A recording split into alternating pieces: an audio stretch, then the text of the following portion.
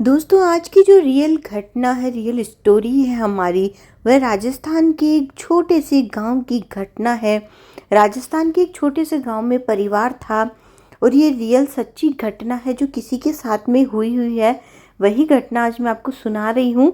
दरअसल होता क्या है, एक गांव में एक परिवार रहता है जिसमें माता पिता और उनका एक बच्चा रहता है जिसकी 12th क्लास कंप्लीट हो चुकी थी। उसके बाद वह अपने परिवार वालों को बोलता है कि आगे मैं और चीज़ों की तैयारी करने के लिए शहर जैसे जयपुर, जोधपुर, बड़े शहरों में मैं बाद में जाऊंगा। अभी 1 साल में रिलैक्स होना चाहता हूँ। बहुत दिनों से मैंने कंटिन्यू पढ़ाई कर ली है। घर वालों ने भी बोला कि ठीक है, चलो इसे 1 साल समय दे दो रिलैक्स होने के लिए, उसके बाद ये अपना लाइन देखेगा। उसके बाद उसने डिसाइड किया कि 1 साल गांव में रहूंगा, आराम करूंगा, खाऊंगा पीऊंगा, ऐश करूंगा, उसके बाद देखूंगा मुझे आगे क्या करना है। ऐसा ही समय चलता रहा। वह सुबह उठता था, खाता पीता था, दोस्तों से मटर गश्ती करता, बात करता।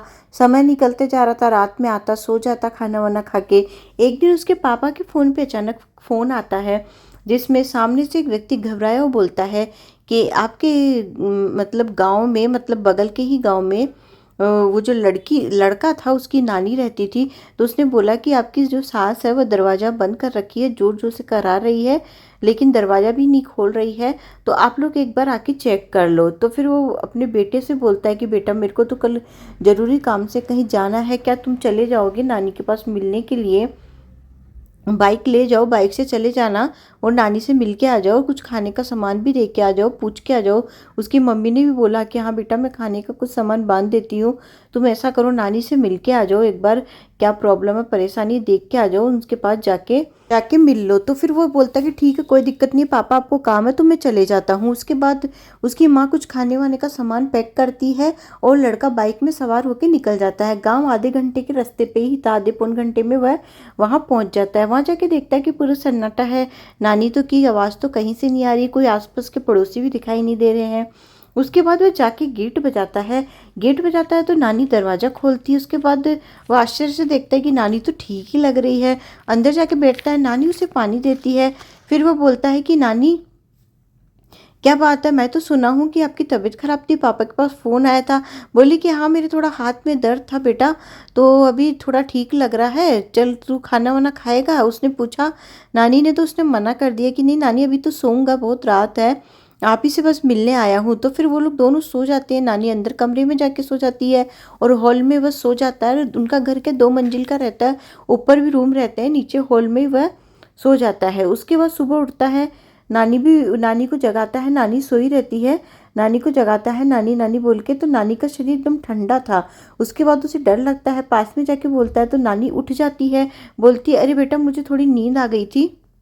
फिर जो नानी बोलती कि तू बैठ, मैं तेरे लिए कुछ खाना वाना बना देती हूँ। फिर वह बोलता है कि ठीक है नानी, मैं बैठता हूँ, बना दो। तो उसके बाद वो बाहर आंगन में जाके बैठ जाता है और मोबाइल से गेम वेम खेलने लगता है, दोस्तों से बातें बातें करता है, कुछ सोशल मीडिया वगैरह पे वीडियोस वगैरह देखता है। उसके बाद बहुत टाइम हो जाता है, नानी खाना लेके नहीं आती। उसे बड़ा आश्चर्य होता है कि नानी खाने के लिए बोल रही थी, अभी तक लेके कैसे नहीं आई, इतना टाइम हो गया।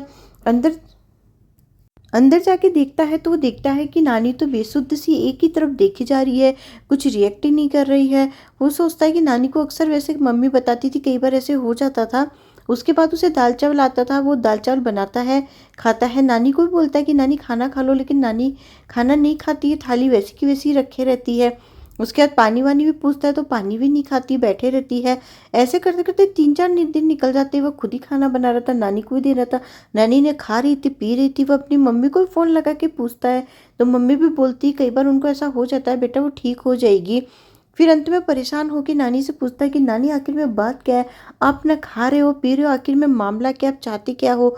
तो नानी एक बार का जोर जोर से रोने लगती है। उसके बाद उससे भी बड़ी दया आती है अपनी नानी के ऊपर। फिर नानी बोलती कि बेटा जाओ, ऊपर कमरे में मेरे कपड़े रखे हैं अच्छे वाले, वो ला दे, इन कपड़ों से बहुत बदबू आ रही है। उसके बाद वह सोचता है कि ऊपर कैसे जाऊं, रात में तो मुझे ऊपर से कुछ अजीब सी आवाज़ आ रही थी, उसे डर भी लगता है। लेकिन वह सोचता है कि ठीक है चलो चले ही जाता हूँ। नानी बोलिए तो हिम्मत करके जाना ही पड़ेगा। उसके बाद वो जैसे तैसे हिम्मत करके धीरे धीरे ऊपर पहुंचता है। देखता है तो ऊपर का रूम खुला था। उसे लगता है कि कुछ तो भी गड़बड़ है। वह बहुत डर जाता है। डरते डरते जैसे तैसे वह वहां पहुंचता है तो देखकर वो एकदम शॉक्ड हो जाता है। नानी वहां मरी हुई पड़ी थी। उसे देखकर वो आश्चर्य करता है कि नानी तो नीचे थी, वो यहाँ कैसे आ गई। उसके बाद उसे बहुत बड़ा झटका लगता है। वो चिल्लाते हुए बाहर भागते आता है। देखता है तो नानी नीचे भी नहीं, गायब हो गई है। वह बाहर भागते हुए वह डर के मारे बाहर भागता है। नीचे देखता है तो नानी नहीं थी। वह देखकर घबरा जाता है। वह समझता है कि नानी तो मर चुकी है, यानी कि मैं जिस दिन आया था उसी दिन नानी मर चुकी थी। बाहर जाके वह चिल्लाता है, आसपास के गांव वालों को बताता है तो गांव वाले बोलते हैं लगता है कि ये उसी दिन मर चुकी थी, लेकिन जब तुम आए तो शायद हो सकता है इसकी आत्मा थी वो ही तुमसे मिली है। तो ये बातें सुनकर बड़ा आश्चर्य करता है कि नानी की आत्मा के साथ से मैं 3-4 दिन रह रहा था। तो ये घटना जो है उसे बड़ी आश्चर्यजनक लगती है कि मैं एक आत्मा के साथ में रह रहा था।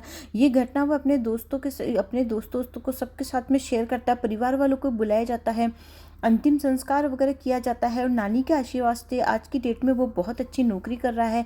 लेकिन अंत समय में अपनी नानी से मिला और नानी देखो उसको ऊपर भेजी थी ताकि उसको पता चल जाए कि मैं तो पहले से ही मर चुकी हूँ। तो ये घटना उसके दिल में इतनी गहरी छाप छोड़ गई कि वह आज तक उसे भूल नहीं पाता है, क्योंकि उसके साथ में खुद के साथ में ऐसा तो दोस्तों आपको कहानी कैसी लगी ज़्यादा शेयर करें, चैनल को सब्सक्राइब करें और ये रियल घटना जो वाकई में किसी के साथ हुई थी। मिलते हैं अगले वीडियो में दोस्तों, बाय बाय।